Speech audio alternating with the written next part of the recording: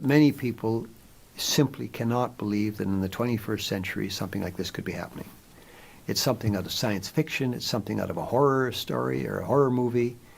And in fact, they made a horror movie about it a few years ago, and there was one made in Korea where a young couple were on their honeymoon, and they went to China, and somehow the woman disappeared and her organs were taken from her. And this was a very popular fictional movie, but we're not talking fiction, we're talking reality. So people don't want to believe it. That's the first thing, and that's perfectly understandable. But at some point, even though you don't want to believe something, if the evidence is simply overwhelming, you've got to tell yourself that you've got to accept it and then to do something about it. That's the problem, is a lot of people probably accept that it's happening, but they just don't want to do anything about it. And they have to do something about it. We all have to do something about it. We have about 20 recommendations in our book, or both books. But probably the best one is that the countries outside of China should stop buying the organs from China. That's one way. Then we have to do about many other things, but we have to any place anybody from China goes, they have to be confronted with this, saying, you are killing your own citizens who do gentle exercises and who are non-violent, who are non-political, who believe in truth, compassion, forbearance, as the Falun Gong community does.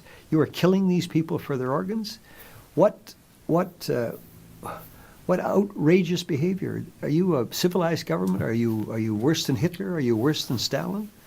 We can all do something. We can phone our member of parliament. We can write a letter to the editor. We can go to a cocktail party and tell a Chinese diplomat that this is terrible what they're doing. I was at an event in Korea last year, and somebody from the Chinese, he's not in the government, he's from a non-government organization in China. He got up and he made this wonderful speech about the environment. And it was most of it was nonsense as far as I'm concerned, but he made this speech. And so I got up and asked him, well, when is your government going to stop killing its own people for their organs? And he sort of stumbled around, and the usual answer, he said, oh, there's no evidence of that it's happening, and just gibberish. So we all have opportunities when we can confront either the officials of the government or citizens of China, and if they realize they're being ridiculed wherever they go and condemned wherever they go, I think the pressure would build from the top, and the people at the top would respond. I think they're doing it actually now. I think the fact that this latest plenary of the party last week and the week before has come out and saying they're not going to take organs from prisoners anymore is a step in the right direction. It's easy to promise this, and it's been promised before, but the fact that they feel they have to promise it shows that they're getting a lot of pressure within the country and from outside the country. And basically, naming and shaming is the thing that I'm convinced that the party state in China responds to.